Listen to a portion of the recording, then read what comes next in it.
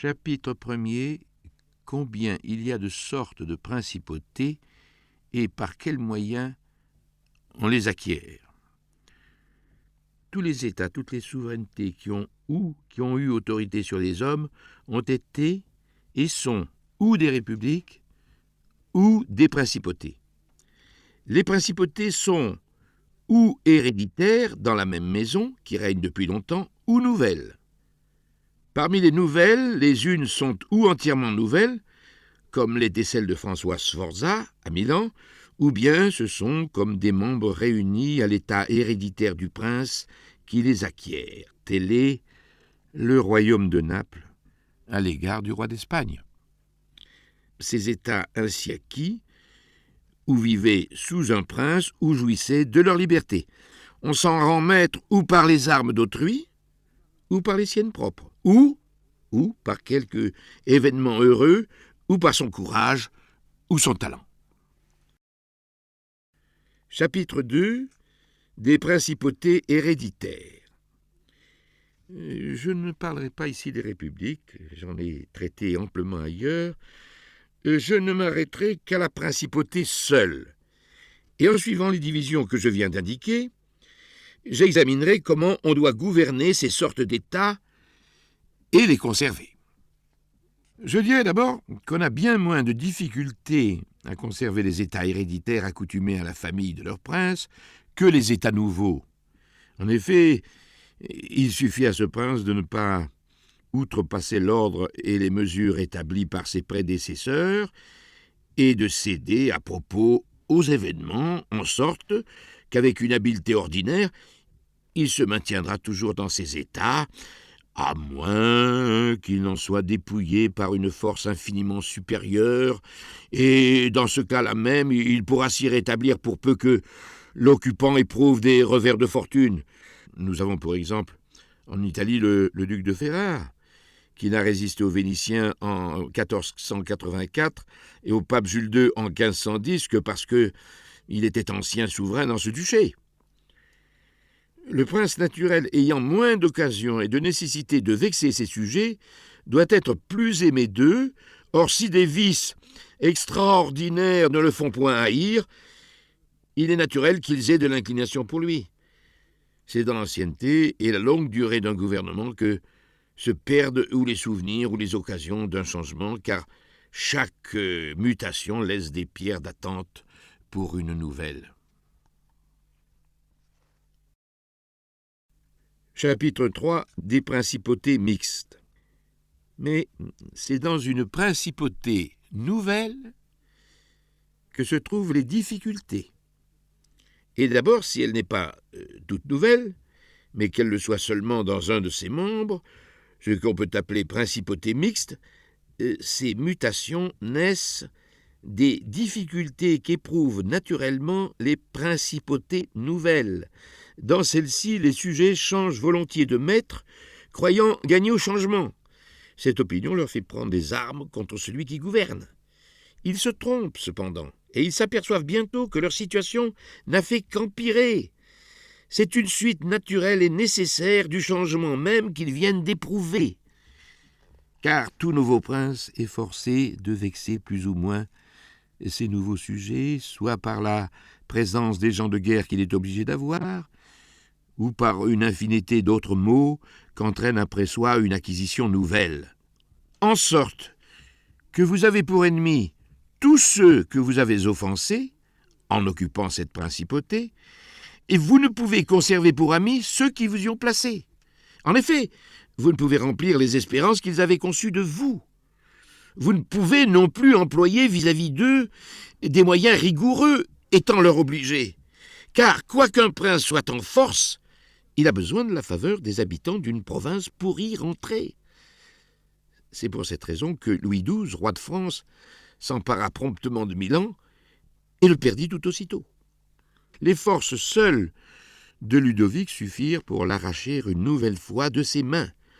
Le peuple qui avait ouvert les portes au roi, se trouvant bientôt détrompé de l'espérance qu'il avait eue d'un meilleur sort, se dégoûta bientôt du nouveau prince. Et il est bien vrai qu'après avoir reconquis un pays rebelle, on ne le perd pas si facilement, car le prince prend occasion de la rébellion pour être moins réservé sur les moyens qui peuvent lui assurer sa conquête. Il punit les coupables, surveille les suspects et se fortifie dans les endroits les plus faibles. Aussi, pour faire perdre le Milanais à la France la première fois, il ne fallut que quelques mouvements de Ludovic sur ses frontières. Mais, pour le lui enlever la seconde fois, il fallut liguer le monde entier contre elle, détruire ses armées et chasser les Français de l'Italie, tout cela par les motifs que nous venons d'énoncer. Néanmoins, le Milanais fut enlevé une première et une seconde fois à son nouveau maître. Nous avons parlé des raisons générales qui devaient le lui faire perdre la première fois. Il nous reste à examiner les motifs de la seconde et à parler des moyens qu'avait à employer le roi de France ou tout autre prince qui se serait trouvé dans la même situation que lui pour pouvoir se maintenir mieux qu'il ne le fit. Je dis donc que les États conquis pour être réunis à ceux qui appartiennent depuis longtemps aux conquérants sont ou ne sont pas limitrophes de ces derniers et qu'ils ont ou n'ont pas la même langue. Dans le premier cas, rien de plus facile que de les conserver, surtout si les habitants ne sont pas accoutumés à vivre libres. Pour les posséder sûrement, il suffit d'exterminer la lignée des anciens princes, en leur conservant dans tout le reste leurs anciennes coutumes et leurs mœurs, pourvu qu'il n'y ait pas antipathie nationale. Ceux-ci vivent tranquillement sous leur nouveau prince. C'est ainsi que nous avons vu la Bourgogne, la Bretagne, la Gascogne et la Normandie depuis si longtemps unies à la France. Quoiqu'il y ait quelques différences dans le langage, néanmoins, les habitudes, les mœurs s'y ressemblent et peuvent se concilier. Pour qui acquiert ces sortes d'États et veulent les conserver, il suffit de deux conditions. L'une, que la famille de l'ancien souverain soit éteinte, l'autre, de ne point altérer leurs lois ni augmenter leurs impôts. En peu de temps, ces nouveaux États se confondent et ne font plus qu'un avec l'ancien. Mais quand on acquiert la souveraineté d'un pays qui diffère du sien par la langue, les mœurs et les dispositions intérieures, c'est là que se trouvent les difficultés et qu'il faut avoir pour s'y maintenir autant de bonheur que d'habileté. L'un des moyens les plus efficaces et les plus prompts à employer par le nouveau prince serait d'y aller habiter. C'est ce qui en rendrait la possession et plus durable et plus sûre. Ainsi en a usé le Turc avec la Grèce. Malgré toutes les précautions qu'il eut prises pour conserver ce pays sous sa domination, il n'y serait pas parvenu s'il n'était allé l'habiter. Étant sur les lieux, on voit naître les désordres et on y remédie tout aussitôt. Quand on est absent, on les connaît lorsqu'ils sont si grands qu'il n'y a plus de remède. En outre, cette nouvelle province n'est point pillée par ceux qui commandent en votre nom. Les nouveaux sujets jouissent de l'avantage d'un prompt recours au prince. Ils ont plus d'occasion de l'aimer quand ils en ont envie ou de le craindre quand ils le détestent. Et parmi les étrangers, celui qui voudrait attaquer ces États hésite, car il est très difficile de l'enlever à un prince qui l'habite. Un autre moyen excellent, c'est d'envoyer des colonies dans une ou deux places qui soient comme les clés du pays. Il faut ou employer cette mesure, ou y tenir beaucoup de troupes. Or, les colonies coûtent peu aux princes, elles ne font tort qu'à ceux que l'on veut punir ou qu'on redoute, et à qui on a enlevé leurs terres et leurs maisons pour les donner à de nouveaux habitants. Comme ils forment le plus petit nombre et qu'ils sont dispersés et appauvris, ils ne peuvent jamais nuire.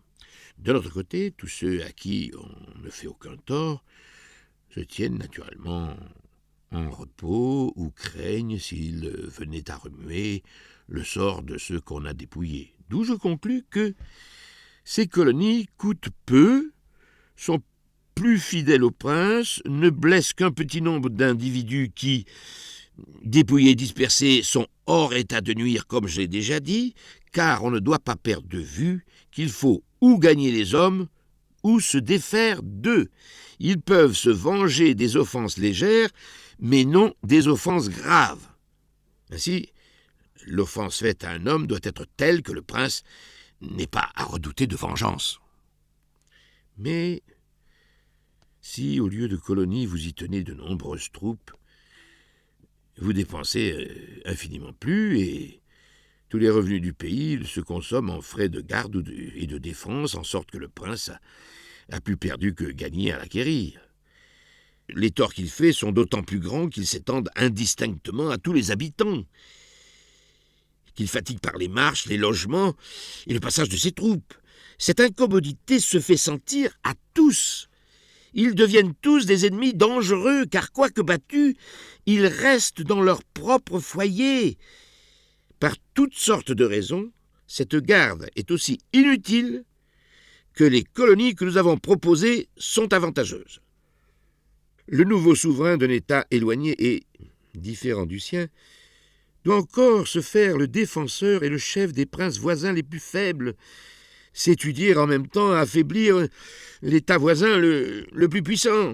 Il doit empêcher surtout que dans aucun cas nul étranger aussi puissant que lui n'y mette les pieds, car il y en arrivera qui seront appelés par les mécontents, ou par ambition, ou par crainte, comme on vit les Étoliens appeler les Romains en Grèce. Et dans toutes les provinces où ils entrèrent, ils furent toujours rappelés par les habitants du pays. La raison en est simple. Toutes les fois qu'un étranger puissant entre dans un pays, tous ceux qui, dans ce pays-là même, sont les plus faibles, s'unissent aux nouveaux venus, car ils jalousent ceux qui les dominaient auparavant. Et l'envahisseur n'a pas à s'inquiéter beaucoup pour les gagner, car ils font bloc tout de suite avec lui. Il faut seulement qu'il se garde de leur laisser prendre trop de force. Il peut alors, aisément, avec leur aide et avec ses propres troupes, affaiblir, abaisser les plus puissants pour rester toujours maître dans le pays. Celui qui ne saura pas mettre ses moyens en usage perdra bientôt tout ce qu'il avait acquis ou éprouvera une infinité de peines, de difficultés et d'embarras tant qu'il le gardera. Les Romains, dont les provinces dont ils s'emparèrent mirent soigneusement ces moyens en pratique, ils envoyèrent des colonies, protégèrent les moins puissants sans accroître leur force, Ils diminuèrent celles des grands qu'ils pouvaient redouter, et ils ne permirent à aucun étranger qu'ils eussent pu craindre d'y acquérir de l'influence. Je ne veux pour exemple que la province de Grèce. Par eux, les Achéens et les Étoliens furent soutenus. La puissance des Macédoniens fut affaiblie, et Antiochus fut chassé. Mais tous les services des Achéens et des Étoliens ne leur firent pas obtenir le moindre accroissement à leur domaine, et quelques moyens de persuasion qu'employa Philippe, ils ne voulurent jamais le recevoir pour ami qu'à la condition de l'affaiblir. Enfin, ils redoutaient trop Antiochus pour consentir à ce qu'il conservât quelque souveraineté dans cette province. Les Romains, dans cette occasion, firent ce que doit faire tout prince sage, qui non seulement doit remédier aux maux présents, mais encore prévenir les maux futurs. En les prévoyant de loin, on y remédie aisément. Mais si l'on attend qu'il vous ait atteint, il n'est plus temps et la maladie est devenue incurable. Il advient alors ce qui arrive aux médecins avec la phtisie, qui dans le commencement est facile à guérir et difficile à connaître, mais qui plus tard, quand on ne l'a pas découverte, ni traitée dans le principe, devient facile à connaître et difficile à guérir. Même chose arrive dans les affaires d'État. Si l'on démasque aussitôt ce qui n'appartient qu'à un homme habile, les maux qui se préparent, on les guérit vite. Si on les laisse croître au point que tout le monde les aperçoit, il n'y a plus de remède.